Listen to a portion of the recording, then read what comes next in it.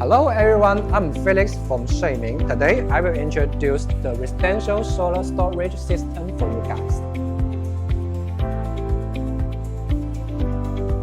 There are mobile chassis, 4 batteries and 1 inverter. For the batteries, one piece is 5 kWh. The total of 4 pieces is 20 kWh. Up to 16 batteries can be connected at 80 kWh. Also, we can produce one piece for 10 kWh. The maximum is 160 kWh. It can be easily moved.